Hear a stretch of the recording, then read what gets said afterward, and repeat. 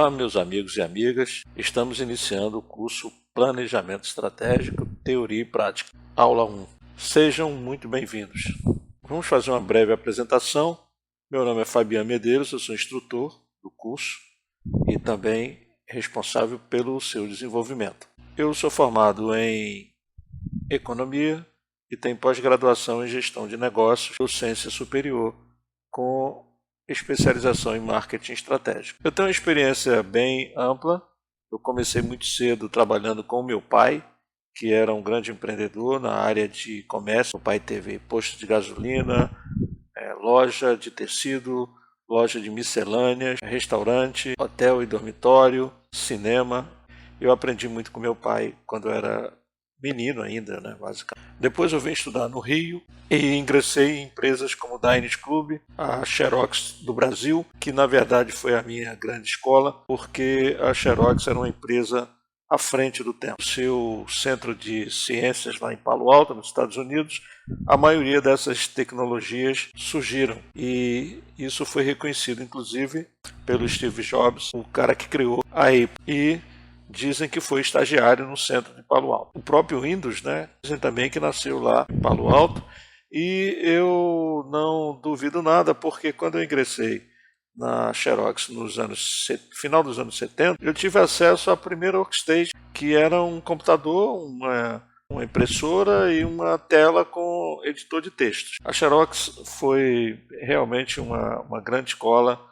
Aprendi muito e depois eu saí, fui para uma carreira solo, criei a FMA, a minha empresa de consultoria, mas logo depois eu voltei a militar em empresa multinacional, fui trabalhar na Prudential, que é uma empresa também fantástica, muito legal, tem quase 150 anos, aprendi muito na Prudential. 3 anos eu saí, fui trabalhar na Fundação Dom Cabral. A Fundação Dom Cabral é considerada a melhor escola de negócios da América Latina, e super bem posicionada entre as melhores escolas do mundo. Eu ficava alocado na Universidade da Petrobras, em projetos no BNDES e em grandes empresas brasileiras. Depois eu saí da Fundação Dom Cabral e estruturei melhor a FMA, a qual hoje eu sou responsável, consultor responsável, trabalho com treinamentos, tenho o portal na plataforma Moodle, com 9 cursos na área de gestão. Trabalho também com coach do empreendedor, ensinando e ajudando os empreendedores a organizar melhor os seus processos e os seus negócios. Também trabalho com projetos e com mapeamento de processos. E na área de processo, de mapeamento de processos, sou detentor da tecnologia Visage e também da metodologia BPM. Inclusive, quando o cliente deseja, eu terceirizo, eu monto a equipe para terceirizar o processo. Então, de fato, a minha especialidade, por tudo que eu aprendi, por tudo que eu estudei, por tudo que eu continuo estudando, é gestão.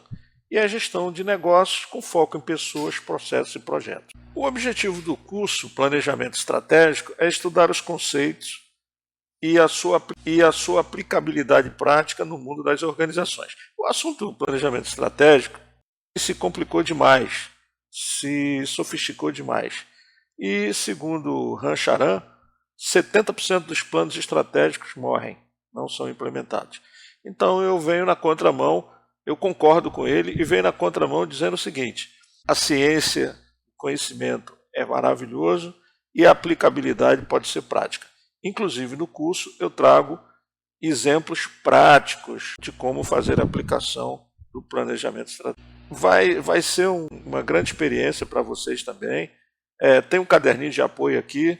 Eu não preciso dizer que eu uso ainda o caderninho no papel. Eu recomendo que vocês, os modernos, usem cadernos digitais e em breve eu também usarei o caderno digital. Eu também me disponibilizo a tirar dúvidas, vocês mandam e-mail para mim, tem vários lugares vão aparecer o meu e-mail, mandem que imediatamente eu tiro as dúvidas. E se for um curso pela web conference, que é uma das possibilidades no meu portal, a gente tira a dúvida na hora com o uso de chat ou também de câmera e microfone.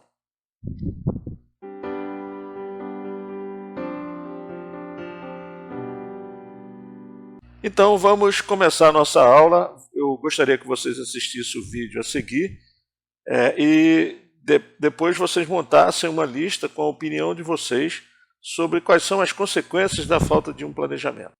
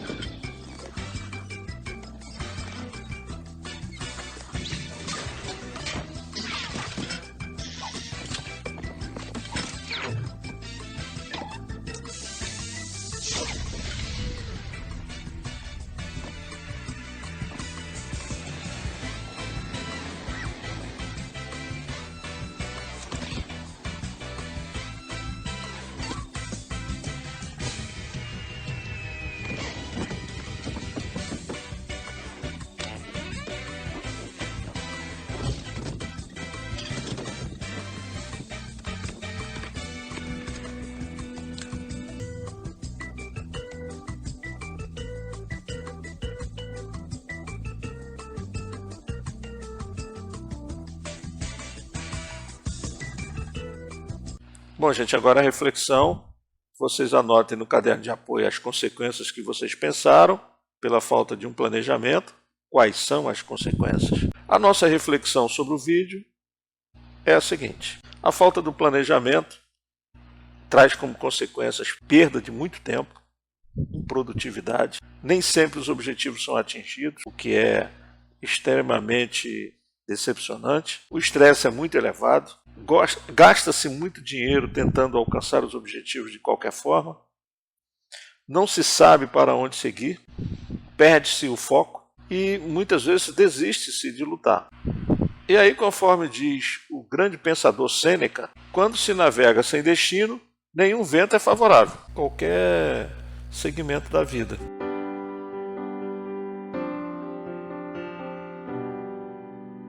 E agora nós vamos começar a fazer uma retrospectiva histórica para a gente entender o contexto do planejamento estratégico. Até 1780, o mundo era extremamente agrícola. A Idade Média, por exemplo, foram 500 anos de ambiente agrícola e agropecuária, né? Apesar da existência dos reinados, surgimento de muitas cidades, mas era tudo muito artesão. O artesão ele era a figura principal dessa época. Depois de 1780 a 1914, com o surgimento da Revolução Industrial, as ferramentas são substituídas por máquinas. E aí começa a acontecer uma grande aceleração no desenvolvimento da humanidade.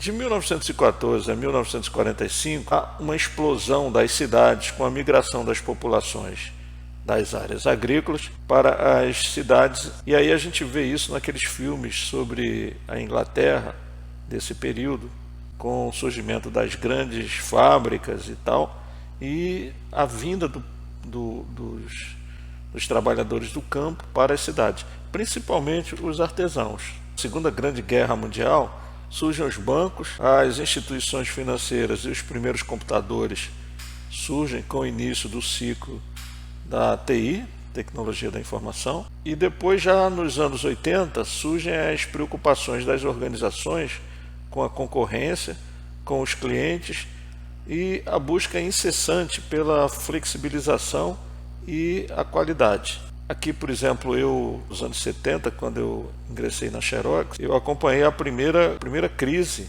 que a Xerox encarou nos Estados Unidos, com a invasão dos japoneses com produtos de melhor qualidade e preço mais acessível. E aí a Xerox teve que montar uma estratégia, que foi a estratégia da liderança através da qualidade, e também uma parceria com a Fuji Xerox, lá no Japão, e aí terminou superando e eu não fui demitido, graças a Deus. Depois a globalização surge nos anos 90 e aí vem muito da associação da TI com a tecnologia da comunicação, onde tudo ocorre muito rápido e também o aumento da concorrência. Já nos anos 2010 surge o marketing digital e os seus 8 P's, diferentes do marketing analógico, que eram os 4 P's, né?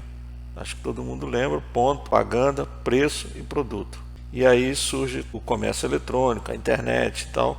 Em 2005, esses pensadores aqui, o Harrison e o Sertre e Peter, dão os primeiros ensaios de administração estratégica como um processo pela qual a organização analisa e aprende com seus ambientes internos e externos. Óbvio que esses conceitos são consolidados, eles vêm se desenvolvendo ao longo da história, mas esses 3 pensadores, eles consolidam, e também o Harrison estabelece as perspectivas da administração estratégica que influencia o planejamento, que são 3: a perspectiva tradicional, que é uma visão de fora para dentro, e aí ele diz que essas são as organizações tipo máquinas; a perspectiva baseada em recursos, ou uma visão de dentro para fora, que ele diz que são as organizações tipo inovadoras; e, finalmente, a perspectiva dos públicos interessados, cujas estratégias são adaptadas e tendem às evidências que as organizações podem desenvolver seu planejamento com visões que seguem as proposições, e são as organizações tipo profissionais. Então, esse foi um passo muito relevante na administração de uma maneira geral, que vem se desenvolvendo. A gente não pode esquecer, por exemplo, no início do século XX, os estudos de Fayol, Taylor e Ford, o Fordismo, que influenciaram muito a evolução da administração. E aqui, lá, por volta de 2005, esses pensadores, eles juntam isso tudo e publicam como conclusões. Depois, já em 2008, o Barney e o Esser, eles lançam os estudos, as conclusões sobre as vantagens competitivas, os diferenciais sustentáveis de longo prazo, ou quando uma empresa cria valor econômico que suas rivais não têm. Então, uma vantagem competitiva, por exemplo, muito importante, é a qualidade, né? Então, se lá naquele exemplo que eu estava dando, em 2000, início de 2000, a Xerox não tivesse, por exemplo, investido na liderança através da qualidade, ela não teria se superado e criado uma vantagem competitiva em relação aos japoneses. E essas vantagens competitivas, elas podem ser de longo prazo ou quando uma empresa cria o valor que suas rivais não têm. E aí foi o que os japoneses fizeram em relação, no caso, à Xerox.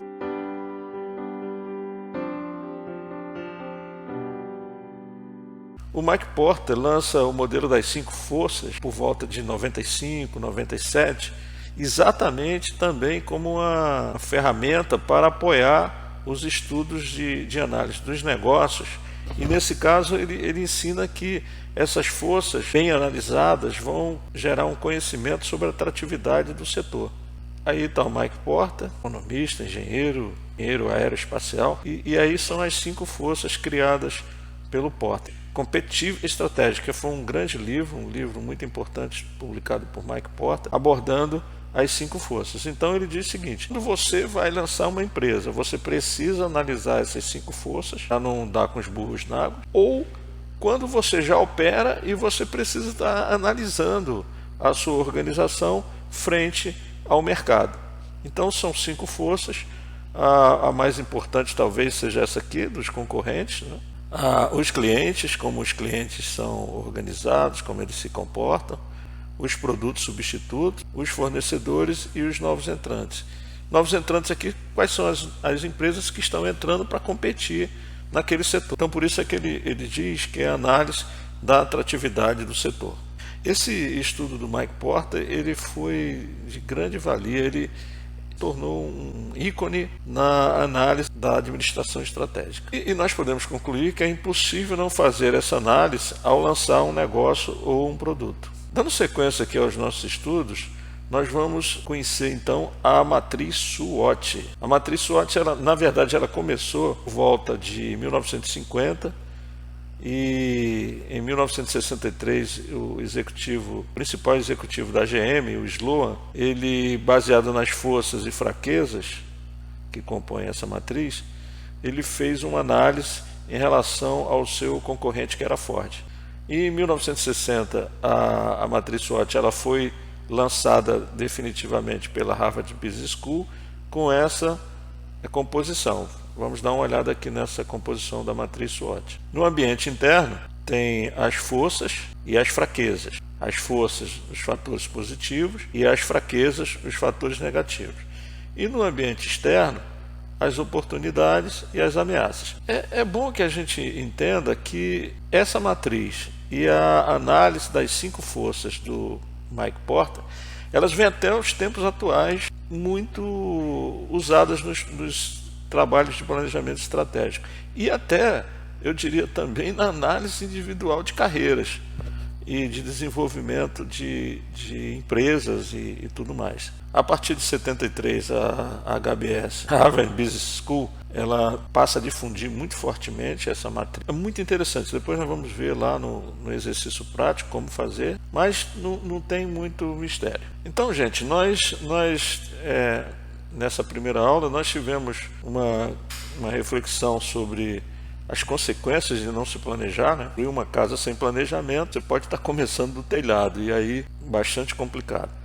Nós também falamos aqui da administração estratégica como uma etapa do desenvolvimento da administração, falamos das vantagens competitivas que a empresa tem que ter, falamos das 5 forças do Mike Porter e da matriz SWOT, dentro de uma perspectiva de história. Na próxima aula nós já vamos conhecer as escolas de planejamento, os esclarecimentos e troca de ideias devem ser enviadas para o meu e-mail e eu teria o maior prazer em respondê-las de imediato. Até a próxima aula.